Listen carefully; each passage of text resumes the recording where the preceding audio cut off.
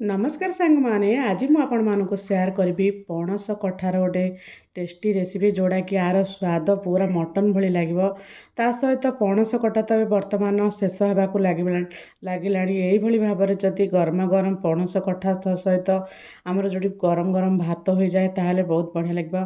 यही पणस कठा तरकारी को मुझे आपण मानक मटन टेस्ट अनुसार रेसिपी देती जोड़ा कि बहुत बढ़िया लगे। ता सहित गोटे स्पेशल थाली गोटे सिंपल थाली जोड़ा कि भात ता सहित आंब ता सहित आमर जोड़ा कि पणस कठा तरकारी आशा करुँची आज वीडियो आपण मानक निश्चित भाव में भल लगे।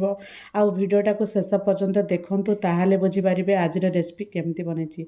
आज आपण मानक शेयर करी जोड़ा कि पणस कठार गोटे तरकारी जोड़ा कि मटन टेस्ट भली से गोटे पणस नहीं जाइए जोड़ा कि पणस देखूँ पाखापाखि पणस टिके माने माने टिके ये होगा जोड़ा कि मंजी हो गला अल्प अल्प मंजी रही से यही पणसटा टिके पणसर पीसटा टिके खदड़ा रमती आग आग जमी कंचा पणसटा टे अलग यहाँ टिके पाकड़ हो गला भल भाव अल्प टिके तेल दे भल भाव काटा सावधानतार सहित एमती काटा जमी छोट छोट पीस करवा से अठा जाक जमी न लगे से तेल हाथ में गोले देती जोड़ा कि हाथ सहित सहित आमर से चाकू गोले देती धीरे धीरे धीरे धीरे एमती छोट छोट छोट छोट खंड करें। आपण मैंने जदि एमती छुरी साहाय्य थरे अधे करदे ताहले आपण मानक सहज लगे बिल्कुल भी पनिकी धरने को इच्छा हेनी जमी छुरी जमी काटिहेब पनिकीर व्यवहार से व्यवहार करें।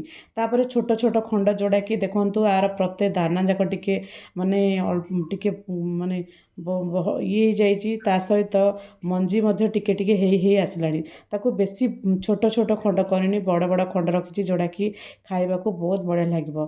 तापर ताकू भल भाव अल्प टिके पानी रे जमी धोईदेवा से जेकोसी मैला भल भाव सफा हो तापर साइड करा बर्तमान जी गोटे कड़े बसईदेवा कड़े अल्प ताकू टिके गोटे 5 ରୁ 10 मिनट सीझेदेवा जेहेतु माने जोड़ा कि पणस गुड़िक टिके पाकल हो गला जोड़ा कि से आम ताकू टिके जदि अल्प टिके सीझेदेवा अल्प टिके पानी देकी लुण देकी जदि सीझेदेवा ताहले खाइबा को बहुत बढ़िया लगे।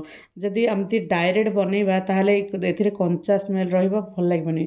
ता सहित स्वाद अनुसार लुण देदेवा ताकू किछि समय एमती फुटिबा को देबा जेमती कि आमर पणसटा अधा अधे टिके सीझीगला भली ता सहित से तरकारी बनब से अल्प टिके सीझेदेवा किछि समय सीझीगला बर्तमान किछि मसला नहीं ता सहित गोटे नहीं टमाटो ता सहित किछि अदा रसुण टिके ता सहित गोटे पियाज नहीं यह गोटे गोटे फाइन पेस्ट करदे जमती कि माने ता सहित एथिरे मु ऐड कर देछि जोड़ा कि टमाटर क्वांटिटी अल्प टिके नेबे जमती कि आमर पणसटा जमती खट्टा न हुए पणसटा साधारण टिके खटालिया लगे से तार टमाटर टिके कमे देबे। ता सहित एपटे देदेली कड़े बसईदेली कड़े किसी तेजपत्र देदी डालचीनी ता सहित गोटे अनासी फूल नहीं किसी बेसिक मसला अल्प टिके लंका गुंड हलदी गुंड तापर जीरा गुंड धनिया गुंड आमर जमती बेसिक मसला ताकू यही तेल दे भाजवा जदि तेल एमती तेल गरम तेल एमती तेल जदि भाजवा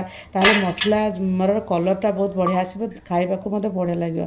ता सहित बाटी रखिथा जो मिश्रण अदा रसुण टमाटो मिश्रण को ताकू मसला सहित भल भाव कषा यही माने यही मसला को लो टू मीडियम जगार कषा जमीक सी भल भाव पोड़ी नजाए से प्रति ध्यान दे भल भाव मसला सहित भल भाव कषा जमी पर्यटन तेल पूरा भल भाव कषि न हो तेल जमी ऊपर को न उठी से पर्यंत आम से गाजर सहित भल भाव भाजवा ता सहित जिते कषा मसलाटा को से तार टेस्ट ता सहित आम जो सीझे रखी थे आम जोड़ा कि आमर जोड़ा कि पणस को सीझे रखी ताकू से पकई भल भाव गोलैदेवा जमीक मसला सहित सी भल भाव लगे देखो भल भाव गोलैदेला से केमती पूरा भल भाव सबू माने परिवा सहित भल भाव लगे ता सहित आमर यही पणस कठा सहित मुझे आलू ऐड कर देती जोड़ा कि खाइबा को बहुत बढ़िया लगे। ता सहित स्वाद अनुसार लुण दे दीजिए आगर तो सीझेबार लुण देती बर्तमान टिके माने जोड़ा कि कषार टिके लुण देवा यही भाव में आपण मैंने चाहिए एमती कषा टाइप्र करके खाईपारे कषा टाइप्र कले भी माने आलूटा को टिके सीझेदेवे आमर ता सहित एमती कषा कले बहुत बढ़िया लगे।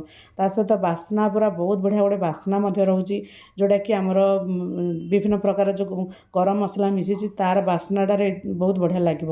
ତାପରେ ବର୍ତ୍ତମାନ ତାକୁ ଭଲ ଭାବରେ କଷିବା, ଯେମିତି ଅଳ୍ପ ଅଳ୍ପ ଟିକେ ପାଣି ଦେଇଦେବା, ଯେମିତି ମସଲାର ଯେଉଁ ଆମର ଗ୍ରାଇଣ୍ଡିଙ୍ଗ ଜାର୍ରେ ଲାଗିଥିଲା ମସଲାଟା, ତାକୁ ଅଳ୍ପ ଟିକେ ପାଣି ଦେଇ ଟିକେ ଲଟପଟା ଟାଇପ୍ର କରି ଟିକେ ଭଲ ଭାବରେ 5ରୁ 10 ମିନିଟ୍ ଘୋଡ଼ାଇ ଏମିତି କଷିବା। ଦେଖନ୍ତୁ ଭଲ ଭାବରେ ତ କଷି ହେଇଗଲା ମୋତେ ଲାଗୁଛି। ତାପରେ ଅଳ୍ପ ଟିକେ ପାଣି ଦେଇଦେବା, ଯେମିତିକି ମସଲାଟା ଆଉ ଟିକେ ଭଲ ଭାବରେ କଷି ହେଇଯିବ। ତାପରେ ସ୍ୱାଦ ଯେତିକି ପରିମାଣରେ ଆମକୁ ପାଣି ଦରକାର, ଯେତିକି ଗ୍ରେଭି ଦରକାର ସେତିକି ଗ୍ରେଭି ରହିଲେ ମୋତେ ଏତିକିରୁ ଠିକ୍ଠାକ୍ ଲାଗୁଛି, ମାନେ ଗ୍ରେଭିଟା ଠିକ୍ଠାକ୍ ଲାଗୁଛି।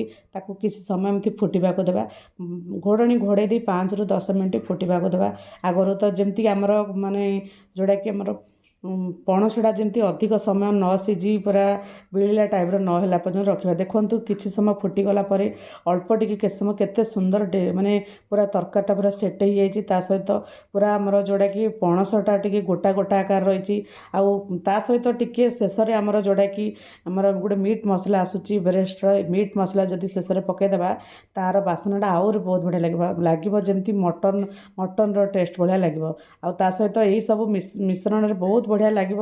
ତାପରେ ଟିକେ କିଛି ସମୟ ଏପଟ ସେପଟ ଘାଣ୍ଟି ଦେଲା ପରେ ଆମ ଗରମା ଗରମ ଭାତ ସହିତ ଆମର ରେଡ଼ି ହେଇଗଲା। ଗରମା ଗରମ ଭାତ ସହିତ ଆମର ଯେଉଁଟାକି ପଣସ ତରକାରୀ। ଆଶା କରୁଛି ଆଜିର ଏହି ପଣସ ତରକାରୀ ନିଶ୍ଚିତ ଭାବରେ ଭଲ ଲାଗିବ ସାଙ୍ଗମାନେ ଆପଣମାନଙ୍କୁ। ଆଉ ଯଦି ଆପଣମାନେ ପଣସ ଘରକୁ ଆଣିଛନ୍ତି, ଥରେ ମୋ ଷ୍ଟାଇଲ୍ ଏଇଭଳି ଭାବରେ ପଣସ କଟା ତରକାରୀ ବନାନ୍ତୁ, ଆଉ କେମିତି ଲାଗିଲା ନିଶ୍ଚିତ ଭାବରେ କହିବେ। ଏବେ ତ ସାଧାରଣତଃ ଆମ୍ବ ଚାଲିଛି, ଆମ୍ବ ସହିତ ପଣସ କଠା ତରକାରୀ, ତା ସହିତ ଗରମା ଗରମ ଭାତ ଆଜିର ମାନେ ଖାଇବାରେ ରେଡ଼ି କରିଥିଲି। ଆଶା କରୁଛି ଆଜିର ରେସିପି ଭଲ ଲାଗିଥିବ ସାଙ୍ଗମାନେ। ରହୁଛି ସାଙ୍ଗମାନେ, ପୁଣି ଦେଖାହେବ ନୂଆ ଏକ ରେସିପି ସହିତ। ଏମାନେ ଗରମା ଗରମ ଭାତ ସହିତ ମୁଁ ପୁରା ଥାଳିଟାରେ ରେଡ଼ି କରିଦେଇଛି। ଆଉ ଦେଖିକି ବାସ୍ନାରୁ ବହୁତ ବଢ଼ିଆ ବାସ୍ନା ଲାଗୁଛି, ଯେମିତି ଖାଇବାକୁ ପୁରା ଇଚ୍ଛା ହେଉଛି। ଆଉ ରହୁଛି ସାଙ୍ଗମାନେ, ବାଏ। ପୁଣି ଦେଖାହେବ ନୂଆ ଏକ ରେସିପି ସହିତ। ଜୟ ଜଗନ୍ନାଥ ସାଙ୍ଗମାନେ, ଜୟ ଜଗନ୍ନାଥ। ଏପଟେ ମୋର ଝିଅ କୋନମନ ମଧ୍ୟ ଖାଉଛି, ଏ ଜାସ୍ମିନ୍ ସରି।